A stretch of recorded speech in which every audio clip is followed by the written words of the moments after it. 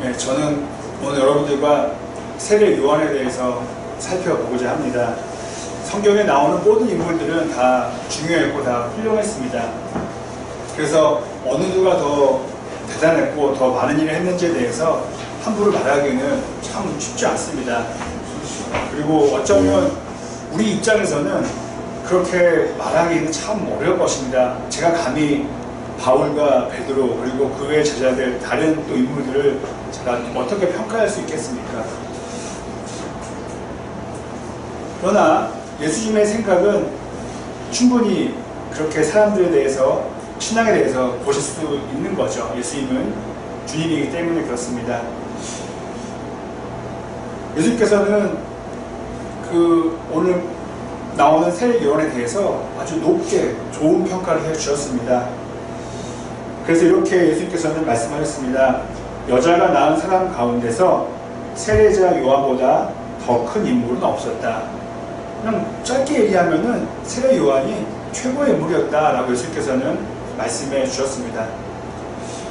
물론 예수님께서는 큰 인물만 좋아하시지 않죠.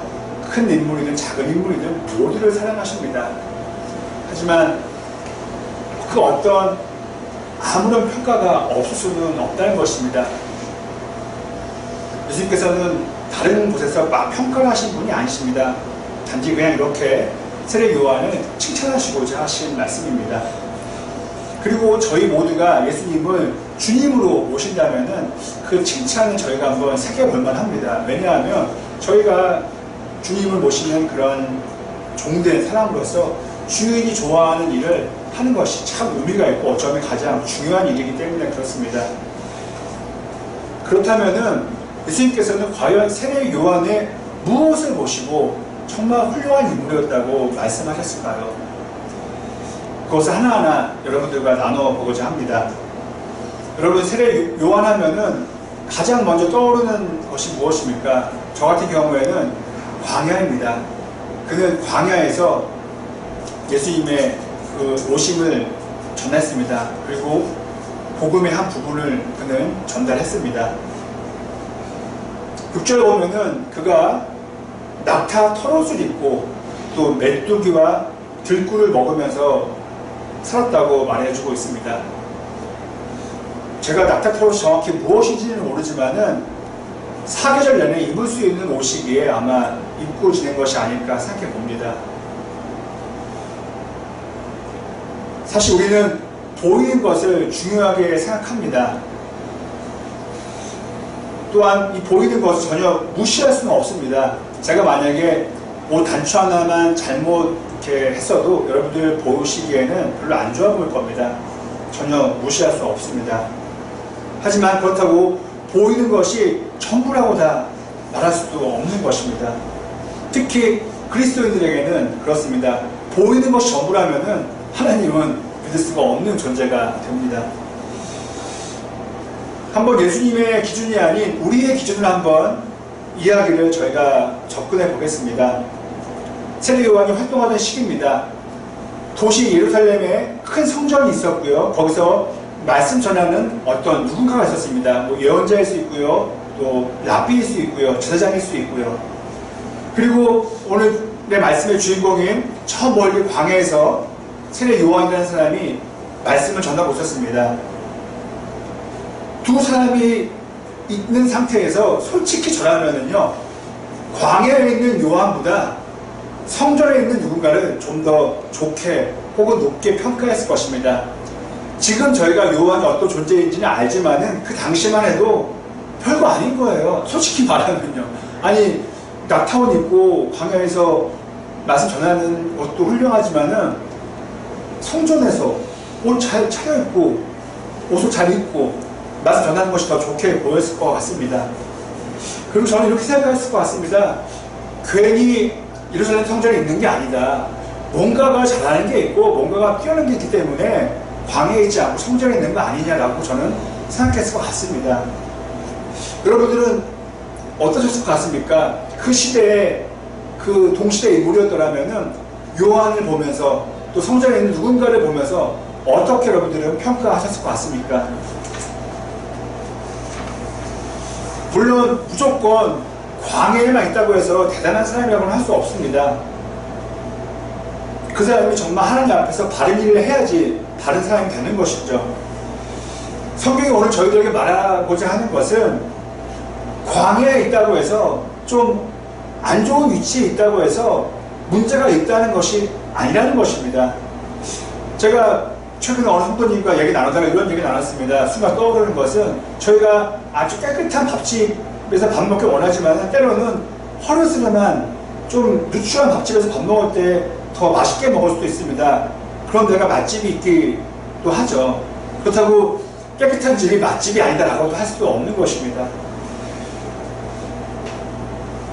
오히려 힘들고 아무것도 없는 이 광야에서의 사역이 우리 보기에는 뭐야 좀 지저분해, 무슨 뭐 메뚜기 먹고 들꿀 먹어, 이렇게 저희가 보기에 좀 안 좋게 보일 수도 있지만은 예수님께서 보시기에는 전혀 그렇지 않을 수 있다는 것입니다. 이것을 우리 삶에 적용할 수가 있는 것입니다. 이렇습니다. 우리는 낙타 트롯보다 저부터가 귀한 옷을 입고 싶어 합니다. 그리고 메뚜기와 들꿀, 이거 그냥 자연 생물이죠. 이런 그냥 정말 야생 음식보다는 주방장이 잘 만들어준 조리된 음식을 저희들은 먹고 싶어 하는 게 사실입니다. 그리고 한번 생각해 보십시오. 지금 날씨가 되게 더운데 밖에서 밥 먹는다고 생각해 보세요. 얼마나 힘들었겠습니까? 우리가 별로라고 여기는 옷을 입고 메이커 옷도 아니고 좀 낡은 옷을 입으면서 사는 것, 또 우리가 원하는 그렇게 좋은 음식을 먹지 못하고 사는 것, 안 좋죠. 저부터가 솔직히 싫어요. 하지만 오히려 그때가 예수님을 가장 가깝게 만나는 그런 시간이 될 수 있다는 것입니다. 그 힘든 시기가 가장 성령으로 충만한 시간이 될 수 있다는 것입니다. 저만 봐도 밥을 많이 먹어서 배부를 때는요 졸려워요. 자고 싶어요, 빨리. 그런데 먹을 게 없어서 배고플 때, 그때 아니면 제가 의도적으로 금식을 할 때, 그때는 생각이 명료해집니다. 그리고 더욱더 하나님을 생각하게 됩니다. 그렇다면은 우리가 광야에서와 비슷한 삶을 살 때 이것이 마냥 나쁜 것만은 아니라는 것입니다. 다음으로 우리는 세례 요한을 떠올리면은 가장 먼저 생각나는 것이 바로 세례입니다. 혹은 침례라고 부릅니다. 그래서 저희는 요한이라는 이름 앞에 세례를 붙이는 것이죠. 사전을 보면은 그가 무슨 말을 선포했는지 저희는 알 수 있습니다. 어떤 말을 전했는데요, 그것은 바로 이것입니다. 우리가 좋아하는 회복, 아픈 몸이 나아질 거예요. 좀 안 좋은 게 좋아하실 거예요. 뭐 취업 준비하는데 취업이 될 거예요. 이런 회복이 아니었습니다. 또 우리가 가장 원하는 축복, 복이죠. 이것을 저희가 원하는데요, 이것도 세례 요한이 선포한 메시지가 아니었습니다. 회복도 아니었고 축복도 아니었습니다. 세례 요한이 선포했던 말씀은 회개에 대한 세례였습니다. 회개 무엇입니까? 바로 죄와 연결된 것입니다. 심판과 연결된 것입니다. 세례 요한은 분명히 이런 맥락으로 말씀을 전했을 것입니다. 회개를 전한다면은 가장 먼저 전해야 될 것이 그 사람들이 지은 죄입니다. 지금 제가 여러분들에게 성도는 사랑합니다, 복 받으세요, 하나님께서 좋은 거 주실 것입니다, 이 말을 듣는 것과 성도님 그거는 죄예요, 그거는 하나님께서 심판하실 거예요, 이런 말씀을 드린다면은 여러분들은 어느 제 발언을 듣고 싶어 하시겠습니까? 당연히 죄는 듣고 싶지 않을 것입니다. 그런데 세례 요한이 전한 메시지는 바로 죄에 대한 메시지였습니다. 죄가 있습니다. 그냥 연기처럼 사라지니까 그렇다면은 회개할 필요가 없는 거죠. 그냥 사라지면 돼요. 하지만 성경이 말하는 죄는 이것이 하나님의 때가 이르렀을 때는 나에게 다가오는, 나에게 임하는 심판의 도구가 된다는 것입니다. 그래서 이 죄가 모이면 마지막에 이르는 것은 죽음이라고 말해주는 것이죠. 그래서 그것을 미리 피하라고, 그 심판의 자리까지 가지 말라고 회개하라는 것이 바로 세례 요한의 메시지였던 것입니다.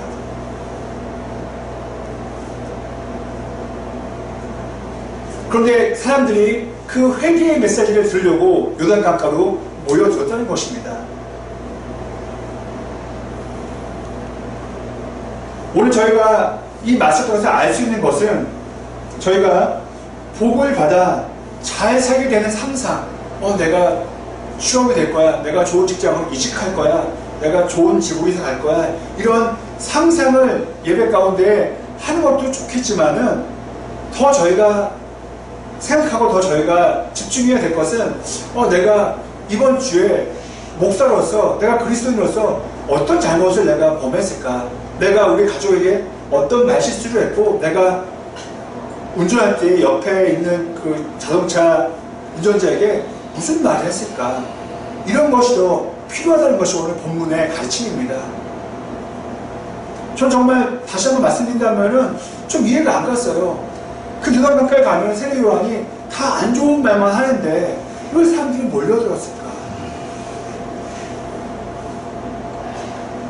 또한 예수님께서 저희들에게 원하신 것이 있다면은, 저희들이 세례 요한을 생각했을 때에 복을 받아서 잘 사는 것도 중요하겠지만은, 바로 회개, 무엇입니까? 우리의 신앙과 밀접 연관되어 있는 것이죠. 주님께서 원하시는 것이 우리에게 있다면 가장 큰 것은 우리의 신앙인 것이죠. 우리의 신앙이 점점 깊어지는 것을 원하시고, 그리고 우리의 그 신앙이 우리의 자녀들에게 이어지기를 바라는 것입니다. 그런데 우리는 아쉽지만은 이런 신앙보다는 우리의 성공과 우리의 부를 더 원할 때가 있고, 우리 자녀들의 성공을 원할 때가 있습니다. 신앙을 배제한 채 말입니다. 만일 예수님께서 신앙보다 우리의 재산이 늘어나기 원하고 우리의 자녀가 성공되기를 바라셨다면, 예수님께서는 세례 요한을 가리켜서 가장 큰 인물이라고 말씀하지 않으셨을 거예요. 예수님께서는 생각해보니까 가장 큰 인물은 솔로몬이었어, 다윗이었어, 또 야곱이었어, 이렇게 말씀을 했을 거예요. 하지만은 예수님은 세례 요한이라고 말씀하셨습니다.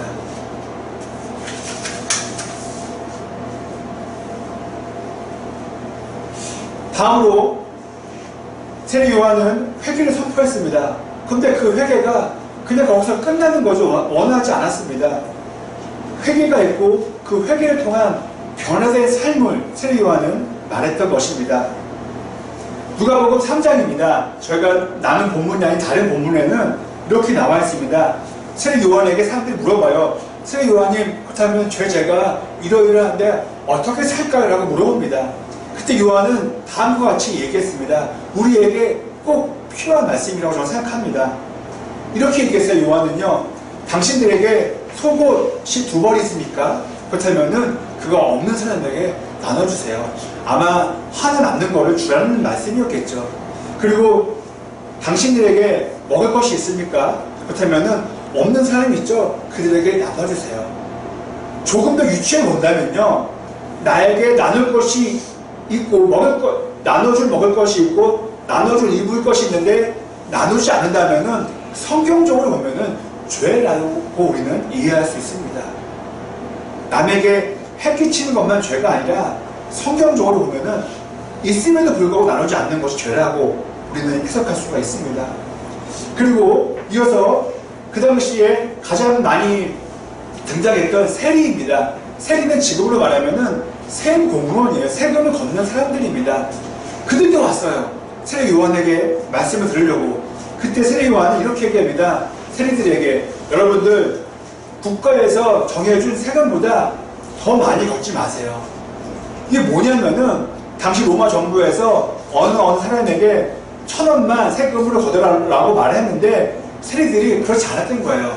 1,000원임에도 불구하고 10,000원 세금이라고 말한 다음에 9,000원은 입마의 포켓, 내 주머니에 넣었던 것입니다. 그래서 사람들이 세리하면은 너무도 싫어했던 것입니다. 세리가 말한 거예요. 세리, 너희들, 당신들 그 직업 자체가 문제가 있는 거 아니기 때문에 직업을 그만두는 것이 아니라 바르게 세금을 징수하라는 거였습니다. 그 다음으로 군인들이었습니다. 군인들에게 이렇게 얘기했습니다. 당신들이 어떤 권력이 있고 어떤 칼과 창이 있는데 그것으로 남을 위협해서 남의 것을 빼앗지 말라고 말씀했습니다. 세례 요한은요. 그리고 이렇게 얘기합니다. 군인들이여 당신들에게 주어지는 봉급으로 만족하라고 얘기했습니다. 그렇습니다. 여러분들에게 들어오는 수입이 있지 않습니까? 그것으로 만족하며 살라고 세례 요한은 말했던 것입니다. 우리에게 주어진 용돈, 우리에게 주어지는 월급, 연봉, 이것으로 만족하라는 것이 세례 요한의 가르침이었다는 것입니다. 내 것을 나누는 것 참 쉽지 않습니다. 우리는 더 많이 갖기 원합니다. 더 많은 공급을 갖기 원합니다. 저는 짧은 영어로 이렇게 써봤어요. 우리가 원하는 거는 뭐예요? 더 많은 옷, 더 많은 재산, 또 더 많은 봉급, 네, 하나님이 원하시는 것은 뭐가 아닙니다. 비슷한 말투인데요. 쉐어입니다. 나누라.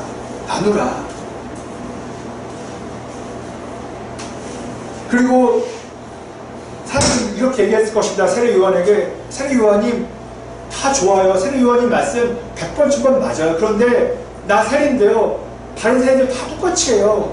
왜 저만 유별해야 되나요?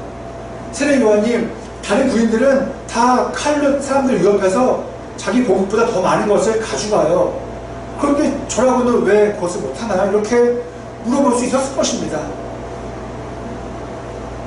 하지만 세례 요한의 가르침을 정리하면 무엇입니까? 지금보다 당신들이 그렇게 불법적으로 모으는 것보다 그걸 포기하면은 그때 기준으로 더 가난하게 살라는 것이 세례 요한의 가르침이었습니다. 당신이 월 500만 원을 벌었으면은 그런 불법적인 것을 내려놓아서 월 300을 사십시오라는 것이 세례 요한의 가르침이었다는 것입니다. 예수님이 말씀에 동의하셨기 때문에 세례 요한을 가장 큰 인물이라고 평가하신 것이죠. 왜 그렇게 세례 요한을 좋아하셨겠습니까? 예수님께서 하신 말씀을 그가 먼저 과감하게 했기 때문에 그렇습니다. 그런 얘기할 때 좋아하는 사람이 몇 명 되겠습니까? 지금의 수입보다 80% 70% 적게 사세요 라고 말씀드린다면은 쉽지 않았을 것 같습니다. 지금도 마찬가지죠. 여러분, 지게차를 몰아본 분이 계시나요? 저는 지게차를 이제 몰 줄 알기 때문에 참 조금 말씀드릴 수 있습니다. 제가 모든 지게차를 몰아보지 않았지만은 제가 이제 몰고 있는 지게차를 보면은 계기판이 있지만은 우리가 흔히 생각하는 속도 계기판이 없습니다. 저는 나름 살짝 충격이었어요. 왜 계기판이 없지? 나름 빠릅니다, 여러분. 느리지 않아요? 지게차. 속도계가 없어요. 5km, 10km 되는 속도계가 없습니다. 그리고 마일리지, 내가 얼마큼 갔는지 나와있지 않아요. 물론 제가 타는 지게차가 옛날 건지 모르겠지만 딱 봤을 때 옛날 것 같지 않더라고요. 나름 좋은 것 같아요. 계기판 딴 거 없고요.